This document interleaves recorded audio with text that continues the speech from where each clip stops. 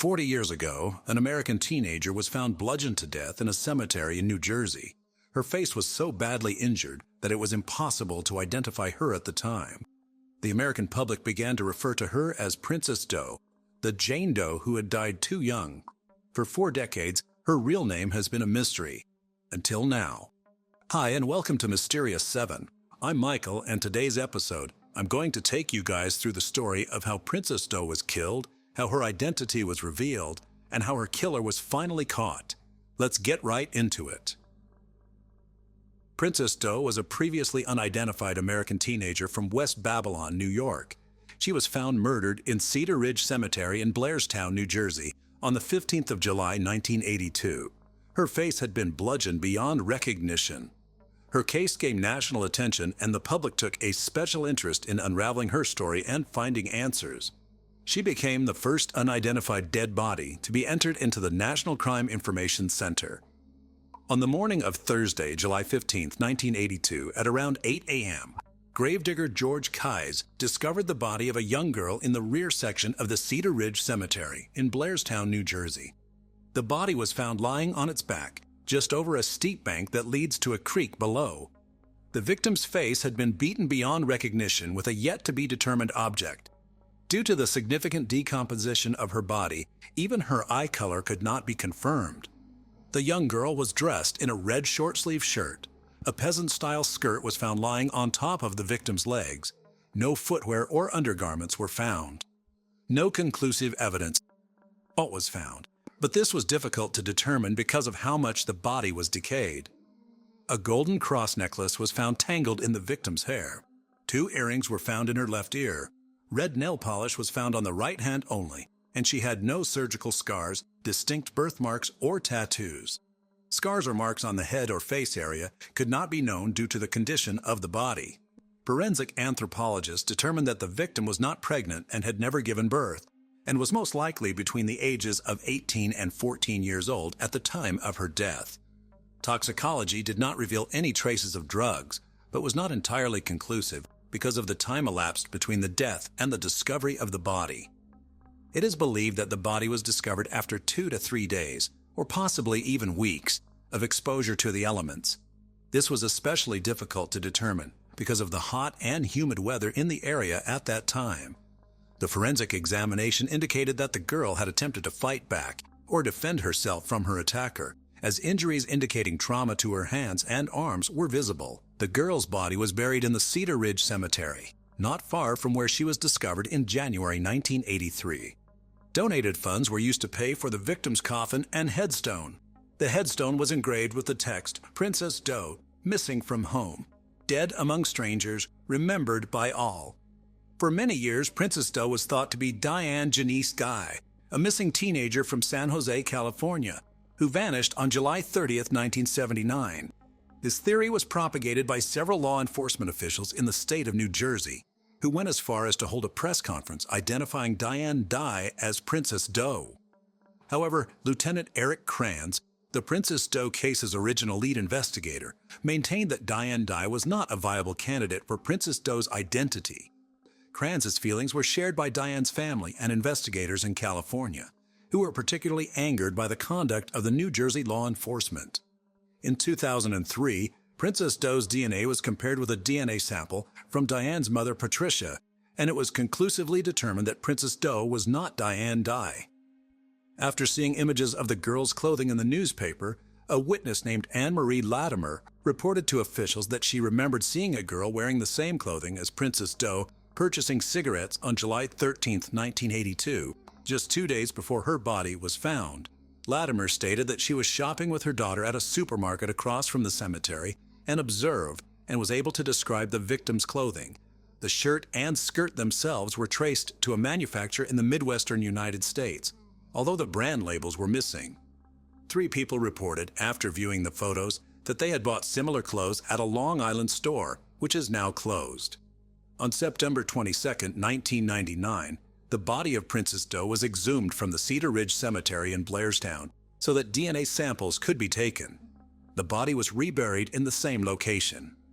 After a 2012 photo composite of the victim was released, it generated new tips, as it resembled several missing girls from across the country. One theory was submitted that Princess Doe may have been a runaway and could have been an individual using false names while employed at a hotel in Ocean City, Maryland. In 2012, a sample of her hair and a tooth were examined through isotope analysis and indicated that the victim was most likely born in the United States.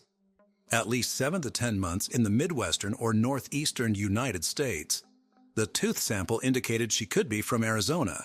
It is also believed that the girl had spent a long time in Long Island, New York. Lieutenant Krams, now retired, coined the name Princess Doe early in the investigations and also managed to get the case covered extensively in the media. The case was used as the impetus for recording unidentified crime victims in the MCIC database at the national level. Princess Doe became the first such case entered by the FBI director. After extensive print media coverage in 1982, Lieutenant Krams, who was the original lead investigator from the Blairstown Police Department, was contacted by HBO regarding the Princess Doe case and asked if the channel could chronicle the case in an upcoming documentary entitled Missing. Krams agreed, and the segment was filmed over several weeks. Krams was shown following leads as they came in.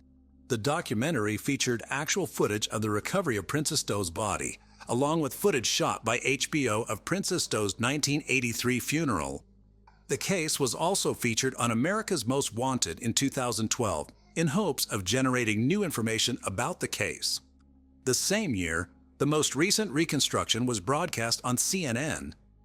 On July 15, 2012, a memorial service was held for the 30th anniversary of Princess Doe being discovered at the top of the ravine where her remains were found. Over 100 citizens attended, as well as several reporters and cameras. The victim's clothing, as well as her photo reconstructions, were on display for public viewing. On October 12, 2014, Princess Doe was honored at a missing persons rally in the area. In the years between the first discovery in the body and the final identification, several theories cropped up. The first one was that Princess Doe was actually Diane Dye, a young girl missing from California, which has now been definitively disproved. Secondly, the killer of Princess Doe was already in prison for another homicide. A man called John Reese was briefly suspected, as he was convicted of killing another woman in nearby Belvedere, New Jersey. But there was no real evidence of a connection with Princess Doe. The third theory was that Princess Doe was either a runaway that was known to work in the Ocean City, Maryland area, or a prostitute who worked at the local truck stop. The information for these two possibilities was highly inconclusive. Nobody from the local area came forward to identify Princess Doe, on or off the record. It seems unlikely that not one single person would come forward if she was known in the area. The fourth and disturbing theory was that Princess Doe was killed by a Blairstown police officer, and that is why the case was never solved. But this claim is completely unsubstantiated. There are retired local law enforcement officers who still follow and contribute to the case, even after 40 years. The fifth theory was that Princess Doe was a victim of a serial killer known to operate in the area, such as John Kleiss, Henry Lee Lucas, or Joel Rifkin. Though local law enforcement was aware of these claims, none were found to be credible. A sixth theory was that Princess Doe was an out-of-state teenager who worked at an area camp. Again, this was never proven. And now we come to the seventh theory, that Princess Doe was killed by a man named Arthur Kinlaw. For many years, this was the most current theory. Many of the facts fit the case, and this theory was explored on the America's Most Wanted website. Several New York Newsday articles referenced this theory that was published in 1999 and 2000. Mr. Kinlaw was already in prison for other crimes, but since Princess Doe's body wasn't identified, his involvement in her murder could not be proven beyond a reasonable doubt. Princess Doe's body was re-exhumed in November 2020 using a grant, and she underwent DNA extraction for genetic genealogy. In May 2021, investigators were notified by the NCMEC, or National Center for Missing and Exploited Children, who were collaborating with Astria Forensics about obtaining DNA markers from degraded samples of Princess Doe's body using a grant. On June 18, 2021, investigators received the news that Astria Forensic agreed to extract DNA and construct a DNA profile. On February 10, 2022, Astria Forensics relayed to investigators that the creation of a DNA data file was successful. The results were sent to the NCMEC's consulting genealogist from Innovative Forensics Investigations. The managing officer was Jennifer Moore, who agreed to perform unlimited genealogy testing free of charge. On February 22, 2022, Innovative Forensics announced to investigators that they had found a candidate for Princess Doe. Investigators went to West Babylon, New York, where they met Robert Olanek Jr., Princess Doe's brother. They also collected a DNA sample from Princess Doe's sister, which mitotyping technology used to build a mitochondrial DNA profile. The Union County Prosecutor's Office Forensic Laboratory assisted by creating an STR DNA profile through the victim's sister's DNA sample. Mitotyping technology sent their results to the Union County Prosecutor's Office Forensic Laboratory, then sent both the mitochondrial DNA and STR DNA profiles through the University of North Texas Center for Human Identification. On April 29, 2022, the center identified Princess Doe as Dawn Olanek. Her identity was formally announced on July 15, 2022, the 40th anniversary of her discovery. Robert Olanek Jr. said that Olanek left their home at her mother's request, and she was never seen or heard from again. Way back in 1999, evidence came to light that Arthur and Donna Kinlaw may have been involved in Princess Doe's murder. Donna was arrested in California for attempting to commit welfare fraud by using the name Eliana, which was traced to a Long Island native. When the police questioned her, she gave them details about the murder of Linda, and her testimony put the Kinlaws behind bars. Donna gave details about 2 murders Arthur had committed, of 2 other female victims, who remain unidentified today. After Arthur was faced with a death sentence, Donna told authorities that Kinlaw had killed another woman, a sex worker, earlier in 1982. She told police that she was with Arthur in the cemetery and witnessed him commit the murder. Another report states that Donna Kinlaw said that in July 1982, her husband brought home a teenage girl, left home, and returned without her. He later apparently disposed of his clothing and cleaned his vehicle. Afterward, he threatened his wife, claiming if she did not attend her job, he would take her life as he did to the girl he brought home. However, a lack of corroboration meant that Arthur Kinlaw was not charged. Lieutenant Stephen Spears, who worked on the case as a member of the Warren County Prosecutor's Office, from which he is now retired, stated that Kinlaw claimed responsibility for her death, but I have no physical evidence to confirm that. And without the identity of Princess Doe, I have no way of connecting the dots, so to speak, putting her in a place where he could have been or would have been at the same time. Spears also reported that he doubted the confession because the Kinlaws could not provide a name for Princess Doe, even though they claimed to have been with her for some time. Even though he questioned the credibility of their statements, Spears does not believe the victim was native to Long Island, New York. However, Donna Kinlaw was interviewed by a forensic artist who created a sketch of the girl she claimed to have met, which does resemble the most recent composite. Arthur Kinlaw remained incarcerated for 2 counts of second-degree murder. Following the 2022 investigation of Princess Doe as Dawn Olanek, Arthur Kinlaw was reconsidered as a suspect and later charged with Olenek's murder. Dawn Olanek was born on August 5, 1964. She had been a junior at Connequot High School in Bohemia, New York, where she had lived with her mother and sister, authorities said. But she soon moved out of the family home. According to her brother, she was thrown out of her home by her mom. She ended up getting killed in a cemetery, leaving no clue as to her real identity. But for more than 20 years, the name of her suspected killer was no secret. In 1999, the wife of Arthur Kinlaw, the convicted pimp who today is serving time for the murder of many other Long Island women, tied her husband not only to those deaths, but to the brutal slaying of the girl in the Blairstown Cemetery. In an interview with Newsday at the time, Donna Kinlaw recounted how her husband, in the summer of 1982, brought a girl of about 18 years old back to their Central Islip home. She told the newspaper as well as police that her husband left with the woman, but later returned home alone, appearing shaken. About 2 weeks later, according to Newsday, she read that police in Belvedere, New Jersey, had found the body of a dead girl who fit the description of the girl who was in their house that night. He kept saying, "What does it say? What does it say? Does it say who the person was who got killed?" She said her husband asked.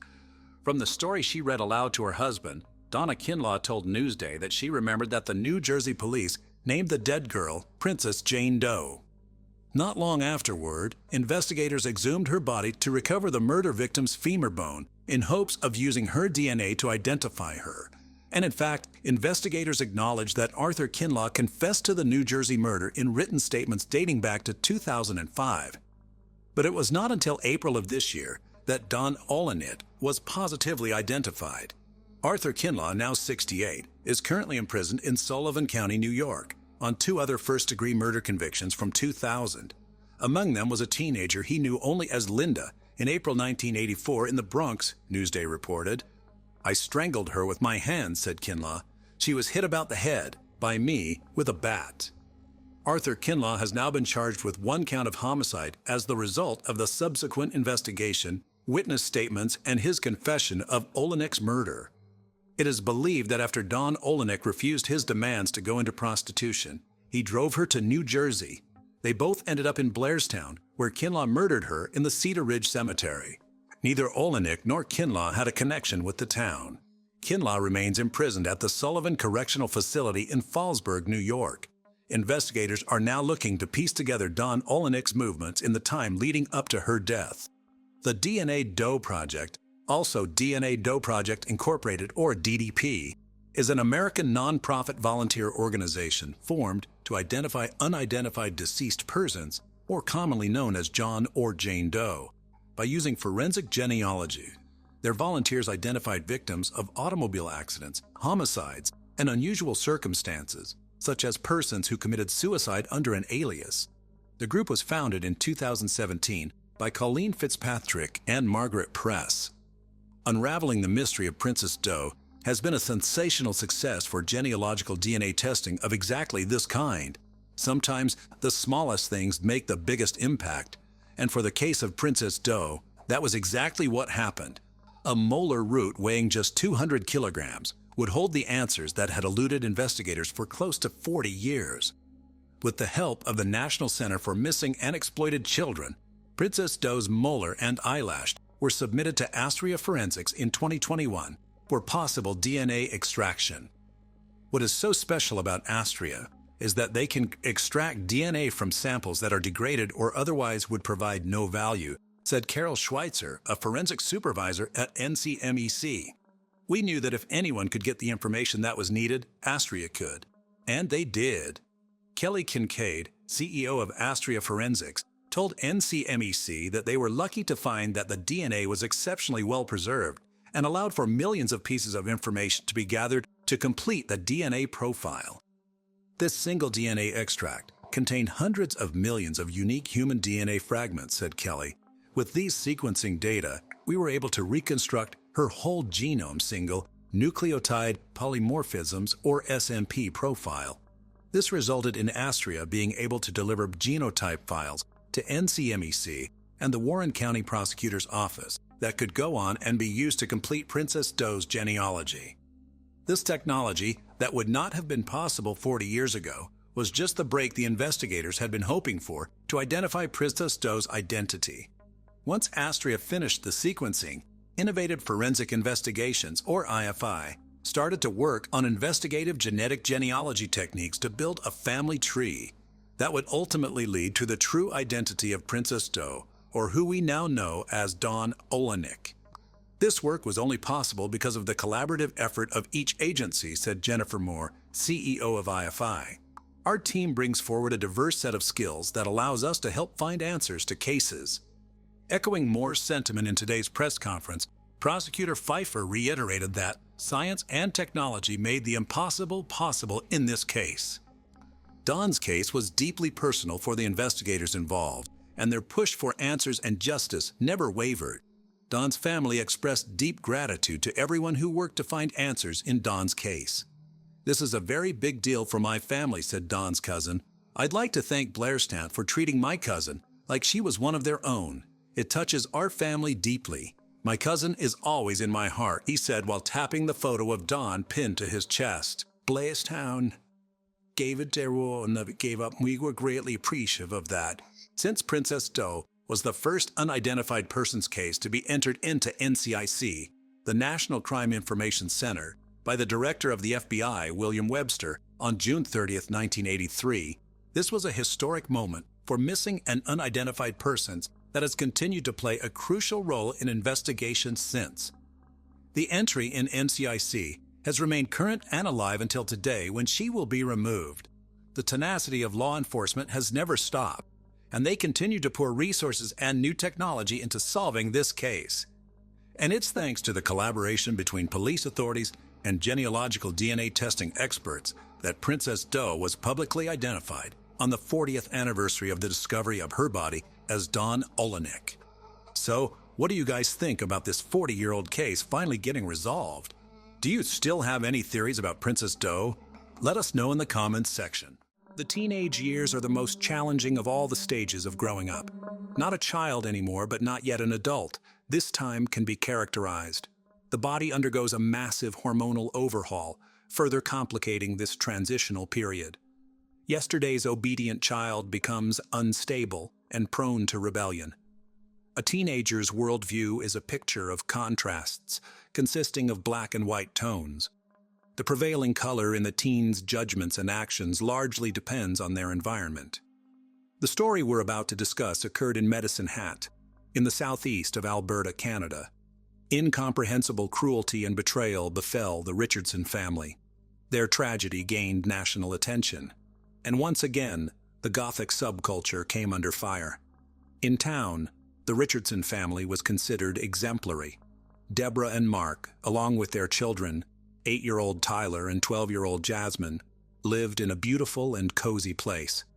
Like all Canadians, they were very hospitable and sociable. Their home was often filled with guests, and the atmosphere was built on principles of love and respect.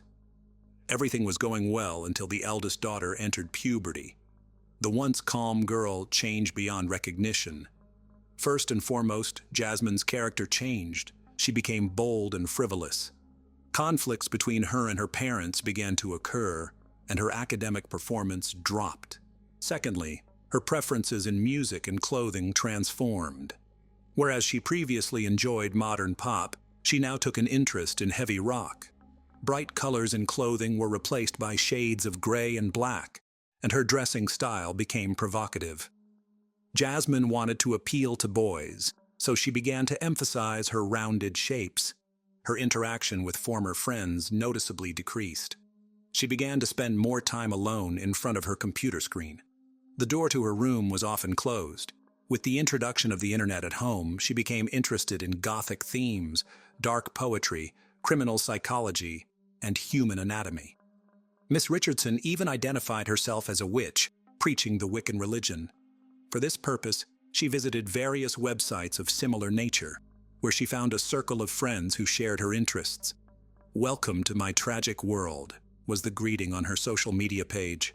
It seemed like a typical adolescence, spiced with excessive dramatism and mysticism. However, the girl became more and more detached from her family. In her profile, she listed a fictitious name and age of 15. She liked older interlocutors, wanting to match them. Her parents tried to support their daughter during this difficult period, suggesting spending time together. They looked for common ground, activities. However, she found this uninteresting. Jasmine considered her younger brother to be an annoying nuisance. Thus, she spoke to him less and less. Yet she could spend hours on end at the computer, talking to strangers. Deborah and Mark understood that this state was temporary. She would grow up, become wiser. Therefore, they were quite tolerant of her new hobbies. One day, Jasmine told them she would like to go to a concert of a punk rock band. Her parents agreed, if only they knew what this outing would lead to. Early 2006, Jasmine Richardson went to a concert of a local youth band, pursuing her own interests, knowing he would be there. Jeremy Steinke, the boy who had been stirring her heart for months, he too was fascinated by Gothic culture. They met on a vampire enthusiast's website, where they occasionally communicated. Jeremy portrayed himself as a 300-year-old werewolf thirsting for blood. To prove it, he wore a vial of blood around his neck, though it was unclear whether the fluid was of human or animal origin. Nonetheless, the boy clearly considered himself special, which Jasmine found very appealing. Meeting at the concert, the young people grew even fonder of each other. Eventually, Steinke asked her out, and she joyfully accepted. All would be fine, except Jeremy was 23 years old. The couple knew her parents would disapprove of their relationship, so they kept it a secret. Moreover, his troubled past would hardly endear him to them. The young man was poor and lived in a trailer with his mother and sister.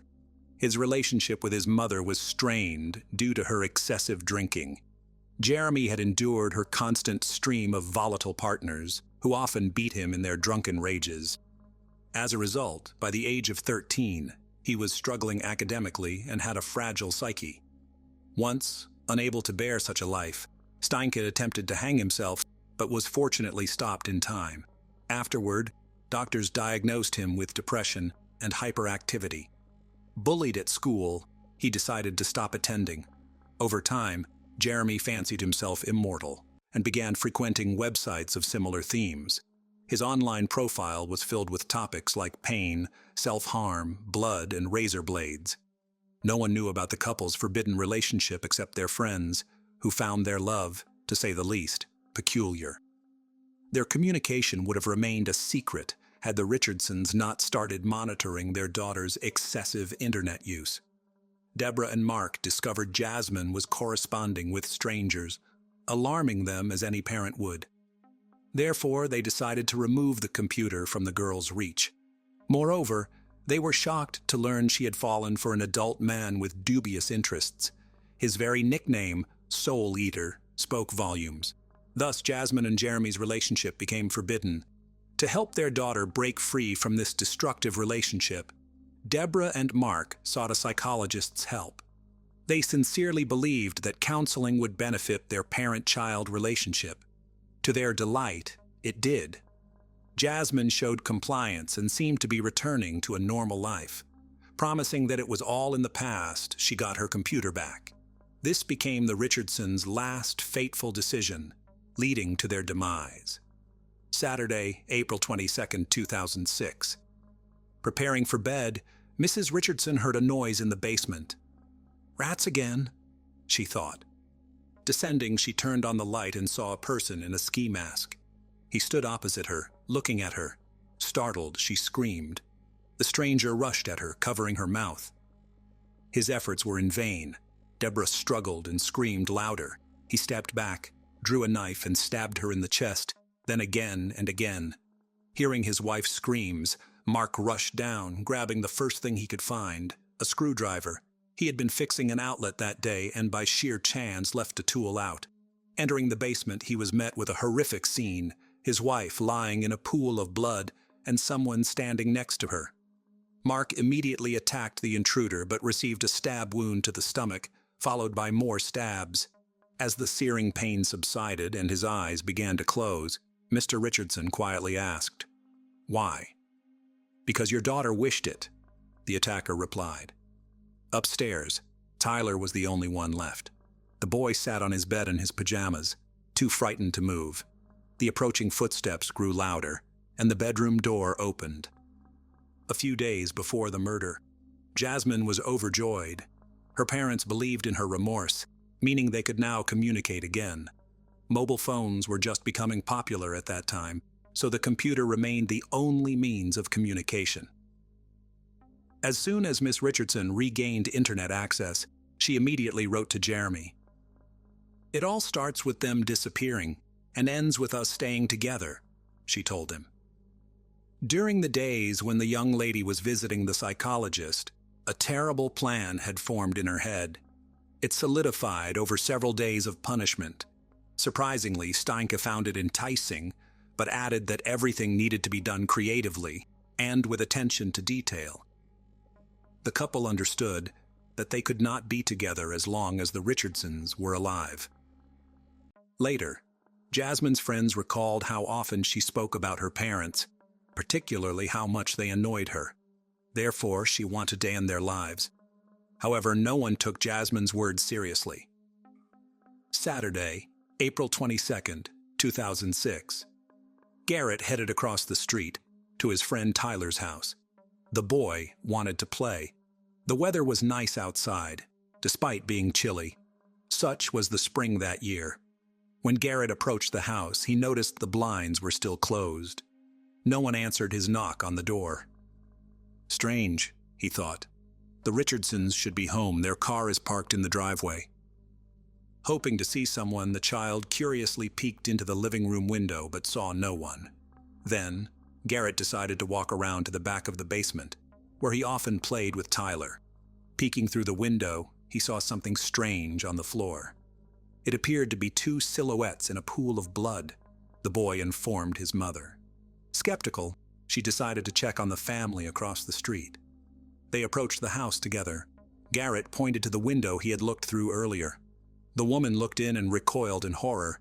She immediately called emergency services. Something happened at the Richardsons. They seemed to be lying in the basement floor, all in blood, the neighbor reported. The police arrived promptly. Breaking down the front door, they descended to where Garrett and his mother had seen something. Entering the dark basement, the officers had difficulty recognizing the people lying on the ground.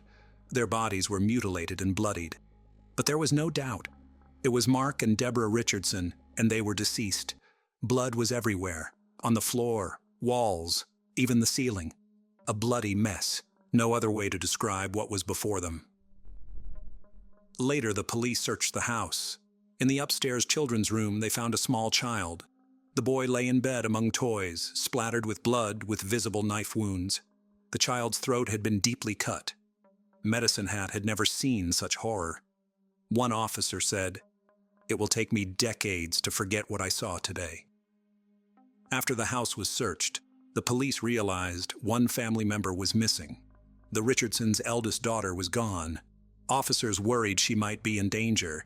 Everything indicated the attack occurred in the basement and the child's room. The rest of the house was undisturbed, and at first glance, nothing was missing. The state of the bodies suggested the crime occurred the previous night. Apparently, the perpetrator broke into the house and attacked the boy and his parents. Then what happened to Jasmine, and where was she? The police began to construct theories about what had happened. Perhaps by some stroke of luck, the girl was somewhere outside the home, safe. Or the perpetrator had abducted her and was now harming her, or maybe a ransom demand from relatives would come with time. However, as time passed, there were no clear answers. Soon, detectives turned to the media, requesting help in the search for the missing girl. They hoped Jasmine would make contact, or someone would provide valuable information. Meanwhile, the investigation into the crime continued. Investigators interviewed relatives, friends, and colleagues about all aspects of the slain family's life. Did they have any adversaries or enemies capable of such a heinous act? However, the more the investigation progressed, the clearer it became. There was no reason to wish death upon anyone in the Richardson family. They were truly wonderful people, faithful spouses and loving parents, except for the eldest daughter. Officers learned that the girl had been causing quite a bit of trouble lately. Therefore, the tone of media announcements changed. This time, the investigation wanted to locate a person of interest. It was entirely possible that the girl knew details about the crime, or she might have been involved in it.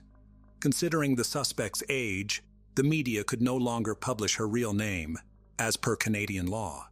Thus, news agencies began to refer to Jasmine Richardson as JR. After it became known about her relationship with Jeremy Stunink, the couple was declared wanted. Initially, the search for the young lovers began among their friends and acquaintances, thinking they might be hiding out with them. However, this lead proved to be a dead end for the police, but they did uncover something intriguing. A few hours after the crime, the young couple was spotted at a restaurant and at a party hosted by an acquaintance. Someone from their circle of friends mentioned that Jasmine appeared unchanged. There was no indication she had been abducted or was in a state of shock. She was drinking and having fun. When friends asked how they managed to escape from her parents, Jasmine laughed. "Jeremy and I just took care of them." "Yes," the boy agreed. "I carved them up like fish."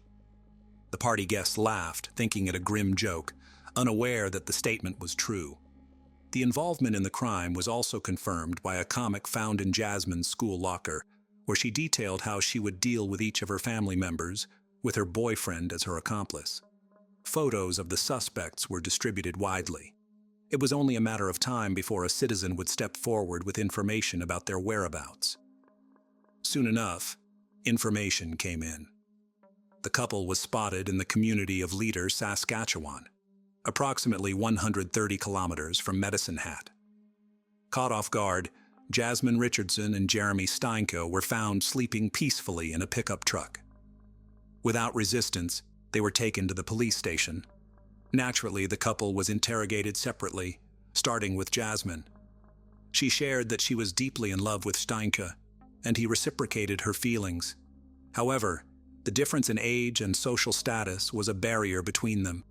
According to Jasmine, the Richardsons would never have accepted their relationship. Therefore, Jeremy committed the ultimate act of love. He ended her parents' lives, providing them the chance to be together. When detectives asked if Jasmine was involved in the crime, she said, "I wasn't home when the crimes occurred. I didn't know about what had happened. After I found out, I accepted it. I loved Jeremy very much, so I ran away with him." Detectives needed to determine who was the main instigator. Since breaking the suspects proved difficult, the investigation used a cunning strategy. They placed an informant in the cell with Jeremy, who skillfully extracted details that contradicted Jasmine's statements. Jeremy confessed to the informant that the plan to end her parents' lives was Jasmine's idea. Initially, he was not supportive, but agreed after they discovered the forbidden love and took away her computer. "I took care of Deborah and Mark Richardson, and Jasmine took care of her younger brother herself. She literally begged me to leave Tyler for her, though I was glad to settle scores with all of them," Jeremy cruelly revealed. After this confession, investigators confronted Miss Richardson with the recording. She had no choice but to confess to everything, admitting she stabbed her younger brother out of mercy, not wanting to leave him an orphan. Later, the couple shared their social media profiles and passwords with the investigation, which began to examine their correspondence. They had sent each other thousands of messages, confirming Jeremy's statements. Jasmine indeed conceived the plan on her own. Steinke wrote that Jasmine was the only person who supported and approved of his tastes, replacing the society he felt alienated from. Fearing he would lose her, he helped realize the dreadful idea. "I want to slit their throats.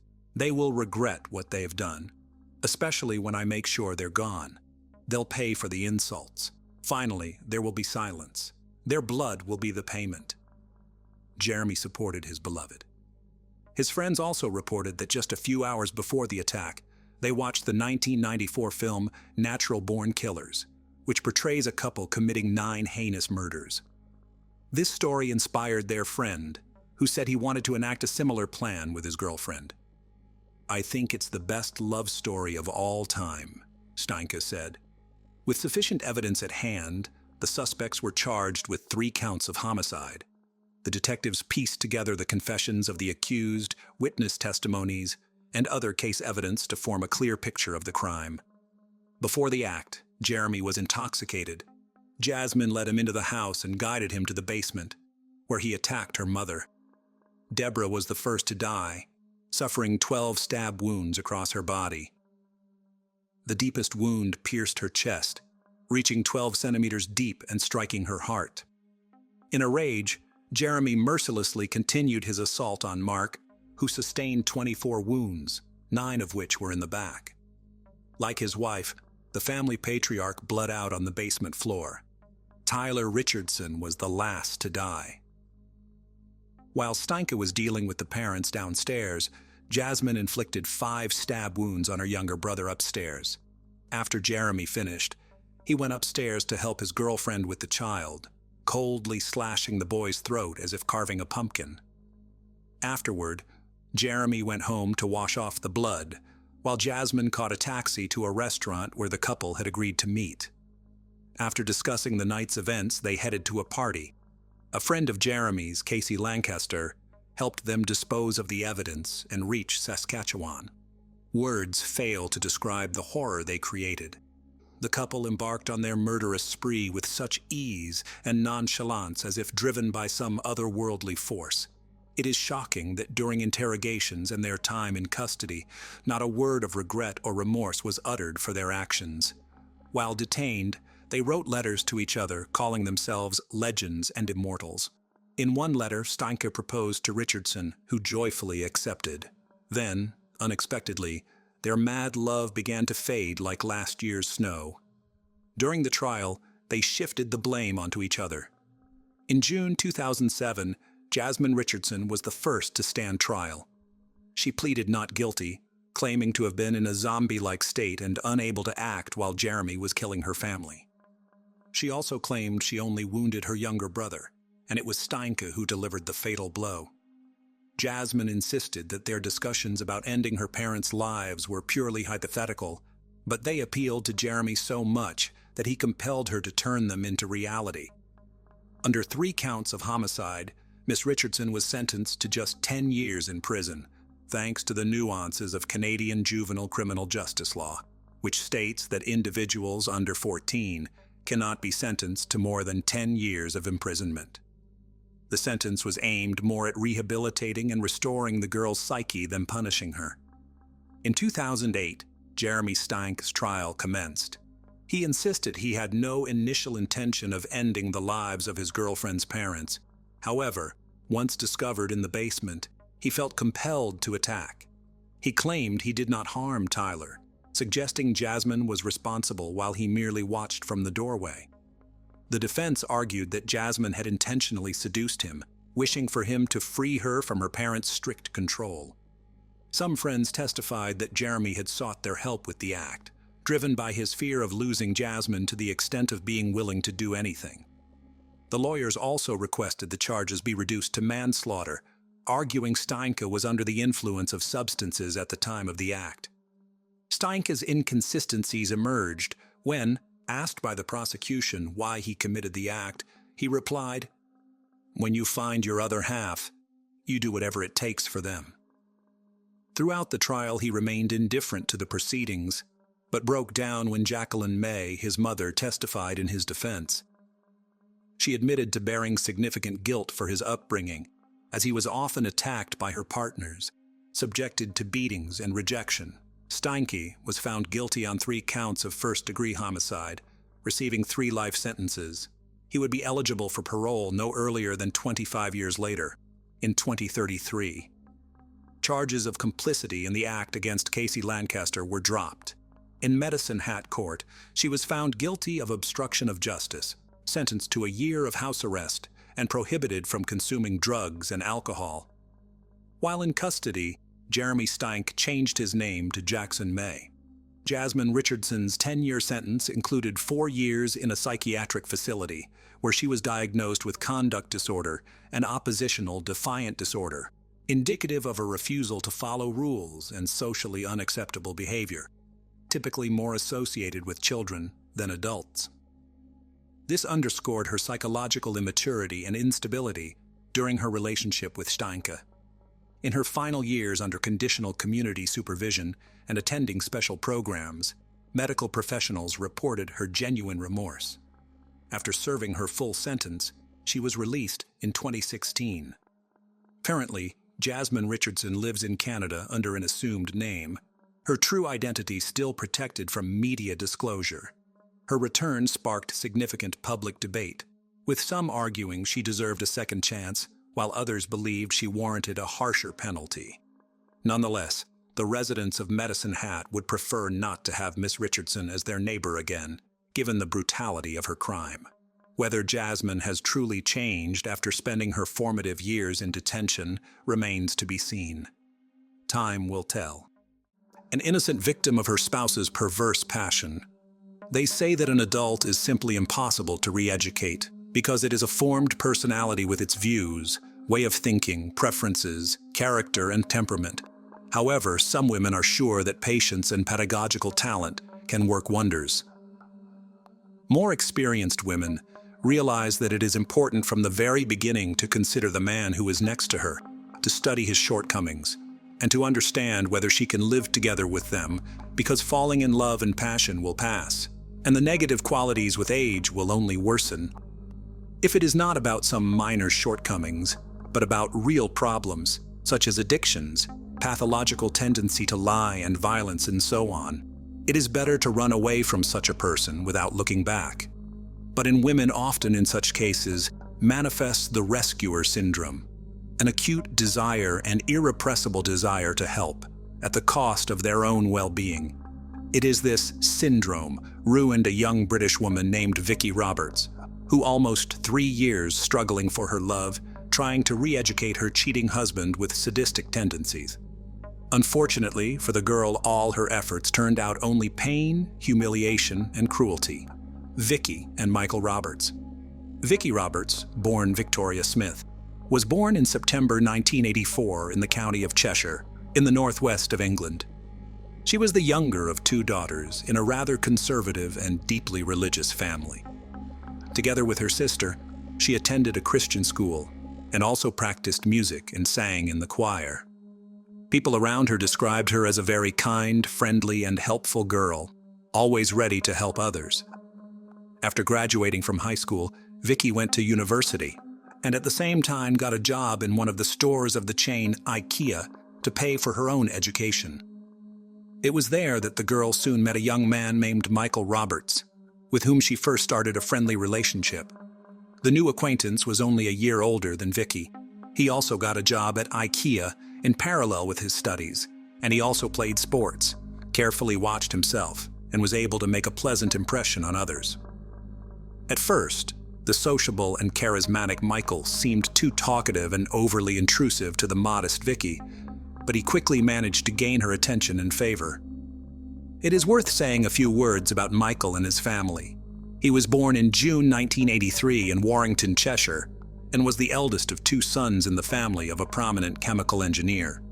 Parents brought up their children in strictness, and high expectations always laid on the eldest heir, who studied well at school, grew up ambitious, purposeful, and able to achieve what they wanted. The guy always had a lot of friends. He could easily become the soul of any company, but most of all, he was proud of his victories on the love front. Michael had a bright and attractive appearance, was tall, trim, with a good sense of humor, and the ability to show himself at his best. To everything else, this handsome man was also very intelligent, well-read, could easily support a conversation on any topic. Parents from childhood indoctrinated the eldest heir that he is the best, the most beautiful, intelligent, and will certainly succeed. All this probably provoked in the guy narcissistic disorder, which with age progressed. At the same time, Michael was always very afraid to upset his dad and mom, and therefore did everything to be the perfect son for them, and meet all their expectations. Roberts never had a permanent girlfriend. He regularly changed girlfriends and mistresses, could spin several novels in parallel, so that none of his passions did not realize that she was not the only one. The guy was confident in his irresistibility, could find an approach to any girl, and he really liked to conquer unavailable girls. This process he perceived as a kind of game or competition. Just such a modest and inaccessible girl was Vicky, which Michael decided by all means to conquer. At first, she stubbornly kept her distance, and refused even innocent offers to walk after work or drink coffee somewhere. Smith spent almost all her time studying, and on weekends she went to church, so she didn't even think about dating, let alone any relationship. It took Michael a few months for Vicky to finally agree to go out with him. He was sweet, charming, touchingly courted her, gave her flowers, gifts, and little surprises.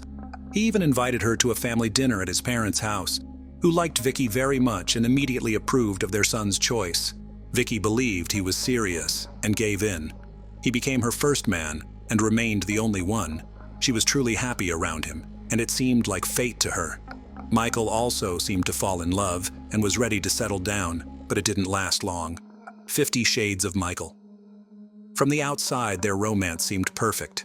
They were both young, attractive, full of energy, ambition, and made huge plans for the future. But soon Vicky realized that her chosen one has one peculiarity, namely, an irrepressible sexual appetite and passion for experimentation in bed. At first, he did not put too much pressure on his chosen one in this regard, fearing that Vicky would leave him. But as soon as the guy realized that she would not go anywhere from him, he, as they say, opened the cards. The modest and religious girl was literally shocked by what was happening, but she was head over heels in love with Michael and therefore trusted him and for a long time did not tell anyone about what was happening in their bedroom behind closed doors. In addition, her lover made her an official marriage proposal, which she gladly accepted, sincerely believing that after the wedding everything will change and the chosen one will stop his experiments. Soon, one of Vicky's closest friends began to notice that she carefully disguises and hides bruises and small bruises under her clothes. She brought Smith into a frank conversation and asked if her fiancé was beating her and if she needed help. Vicky tried to deny everything, but then still admitted that all these marks are the consequences of intimate experiments Michael, who had a special passion for binding, the use of various toys and devices.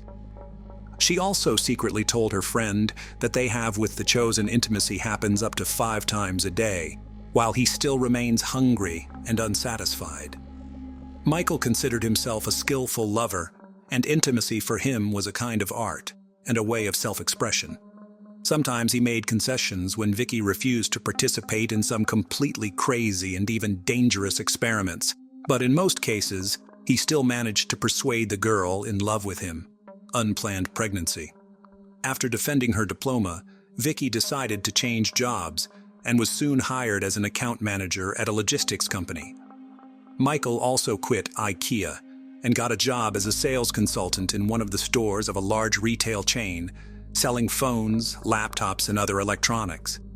He almost immediately became one of the best employees because thanks to his charisma, communication, and persuasive skills, he always exceeded sales targets. Soon, the new young employee was promoted to senior salesman, and the management seriously considered his transfer to the main office. But before that, he had to undergo training and improve his qualifications. Michael enjoyed attending training sessions, going on business trips to London, and was very proud of himself. He seemed to have forgotten all about his young fiancée and only remembered when he needed intimacy. They didn't talk about each other. They hardly ever went anywhere together, and outside the bedroom, Vicky seemed to cease to exist for him. At the same time, he began to have affairs on the side with colleagues, clients, and just casual acquaintances. Michael was literally obsessed and addicted to intimacy, and intimacy with different women, and constant new victories on the personal front were an important part of maintaining his self-esteem. At this time, Vicky discovered that she was pregnant and happily broke the news to her fiancé. They had already delayed the wedding, and it seemed to the girl that now Michael would hurry things up. But the news that he was going to be a father only made Michael angry and mad. He immediately began to insist that the child should be gotten rid of because they are still so young and they have their whole life ahead of them, and with offspring can wait. Vicky was shocked by such words, but flatly refused to terminate the pregnancy. Then the groom decided to press her in another way. Michael began to convince the bride that such news will cause anger in her religious parents, because their youngest favorite daughter lived with a man and got pregnant without being married. However, according to him, the termination of pregnancy will be hidden from everyone, and after the wedding, they will certainly have children. For Vicky, it was a difficult decision, but her chosen one had a real gift of persuasion, so that a few days later, she gave in to persuasion and went to the hospital.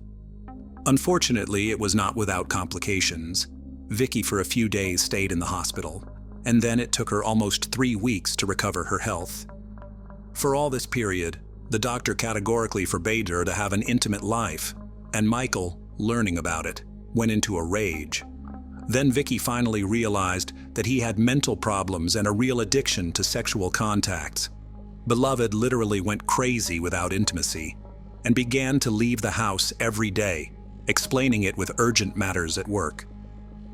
Vicky guessed that he was looking for intimacy on the side, but sincerely hoped that everything would change once they got married and she would help him get rid of this addiction, a loveless marriage and an adult mistress. The engagement lasted almost 2 years, and the man, apparently, did not even intend to marry the chosen one, because the current state of affairs suited him quite well. He had a fiancée who faithfully waited for him at home and fully served him in the household, and numerous mistresses on the side which he regularly changed. Vicky always took him at his word, and even if she found out about his cheating, she always forgave him.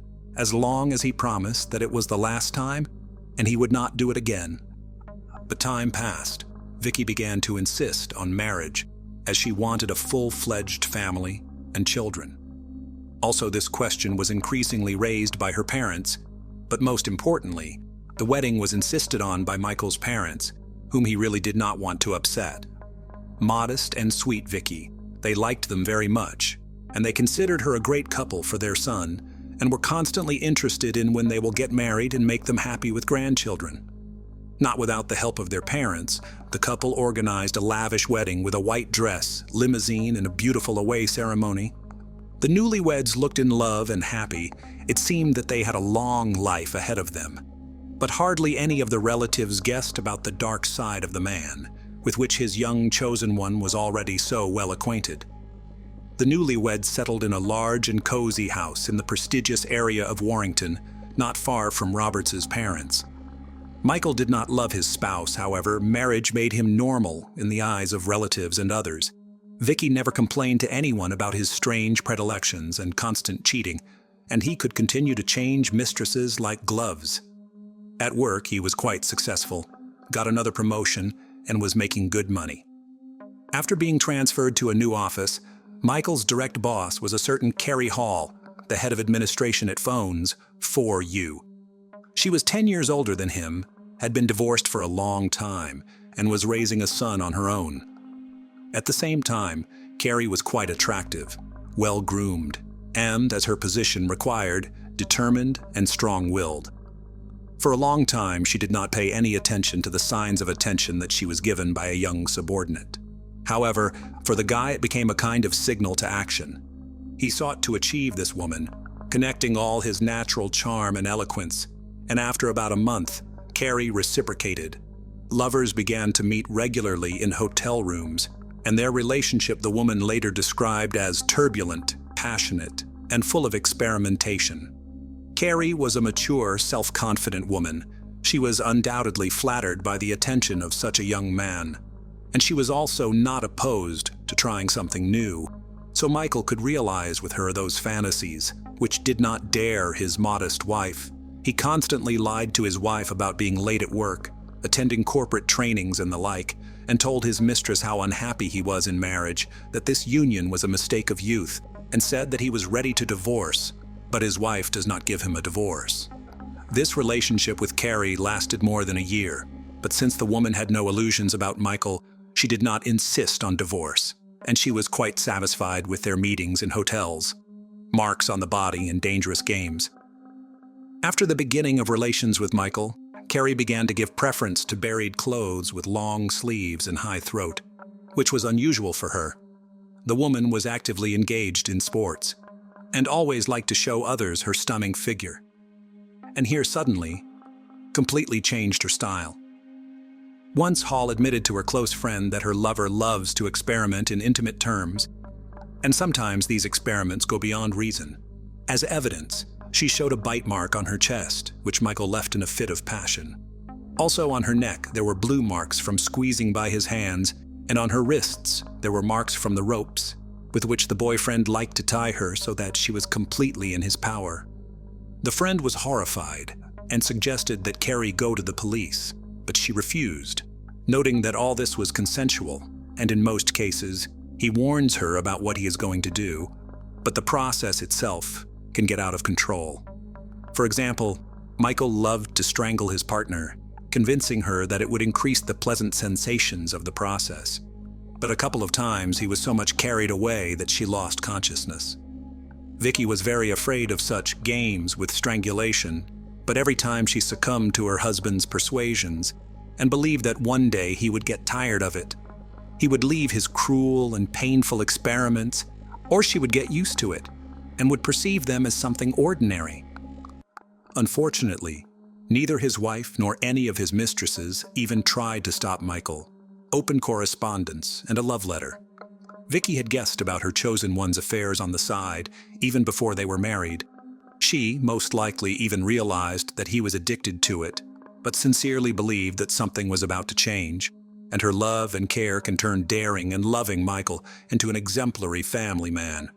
But after the wedding, the situation only worsened, and the young husband himself denied his cheating, and he did it very convincingly. Vicky decided to conduct her own personal investigation and looked into her husband's phone while he was sleeping. There she found numerous correspondence Michael with Carrie and several other girls, which he did not even bother to delete. Their content was quite intimate, moreover. With some girls, the guy exchanged explicit photos. This came as a shock to Vicky. She packed her things and decided to move in with her friend for a while.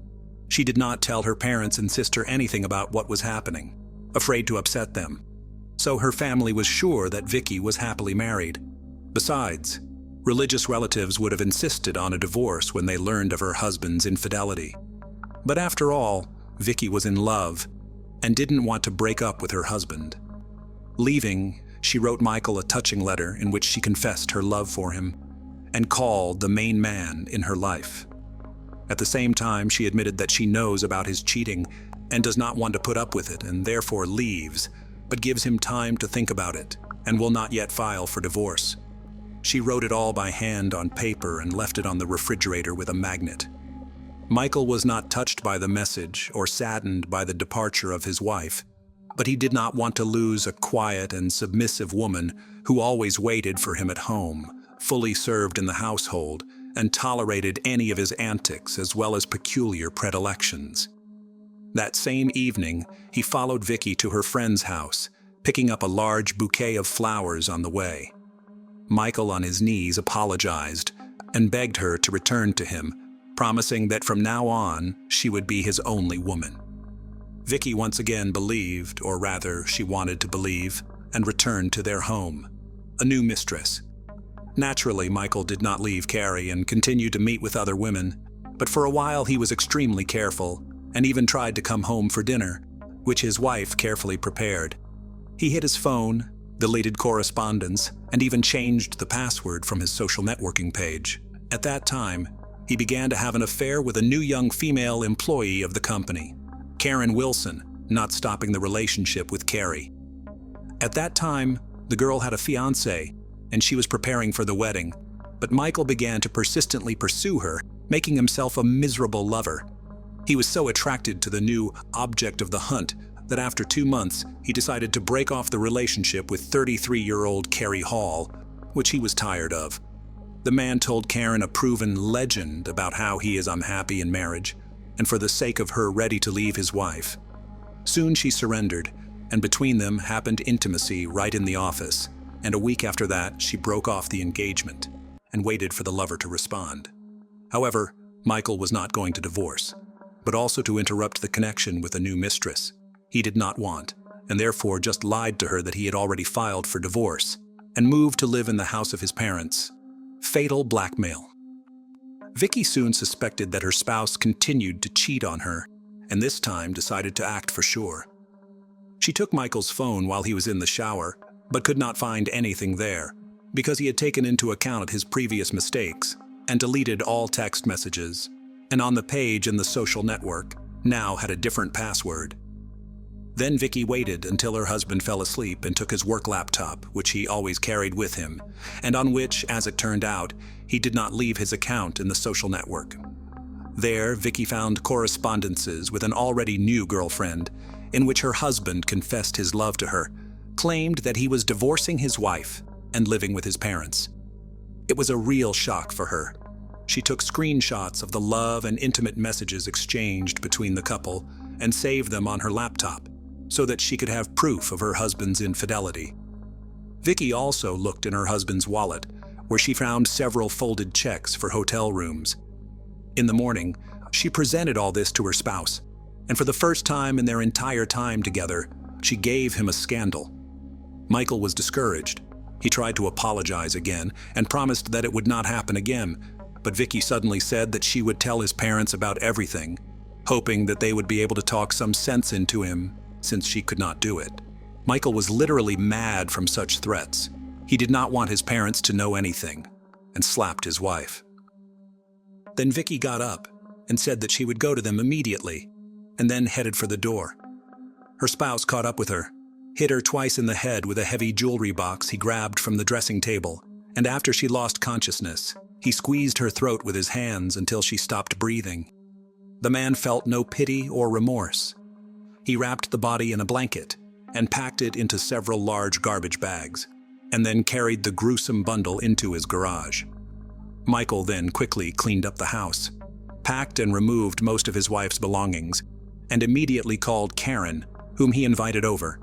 They had dinner, had fun in the house, where a couple of hours ago Roberts killed his own wife and then made love in the bedroom, where, in fact, everything happened.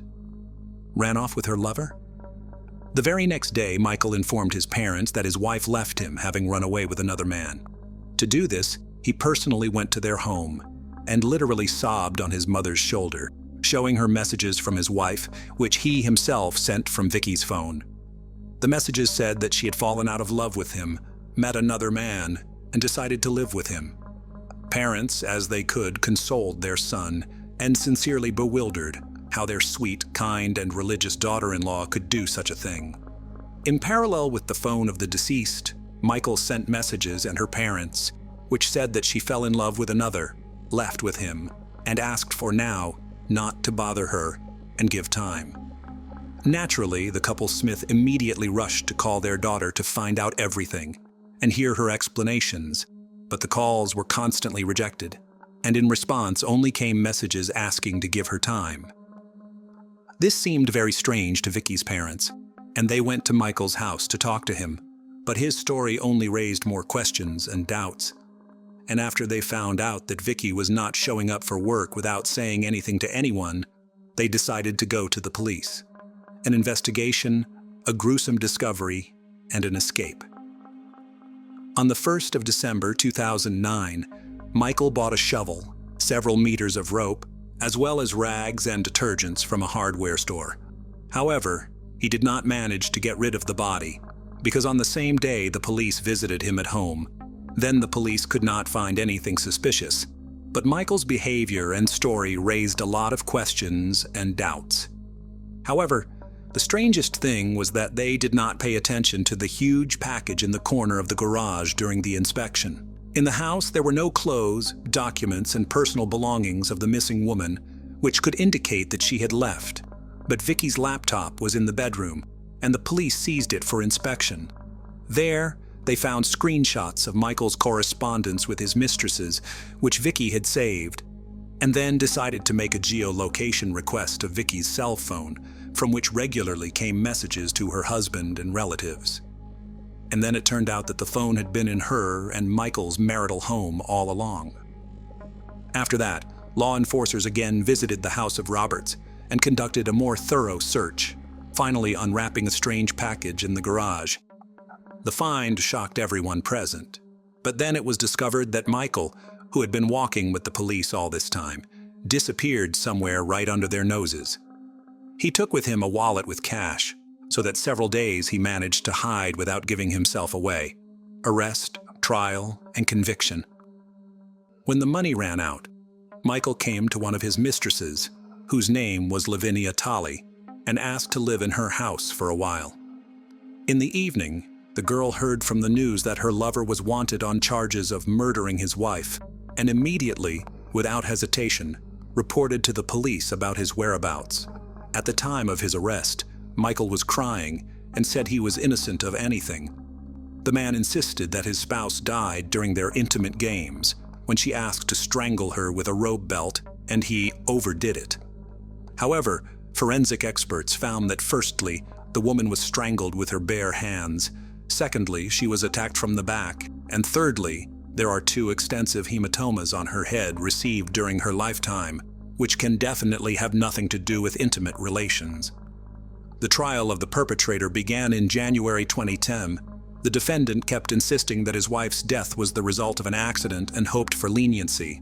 However, the autopsy results presented by experts proved that the man in cold blood hit his wife twice on the head and then strangled her and hid the body in the garage. Michael Roberts was found guilty of first-degree murder and sentenced to life in prison.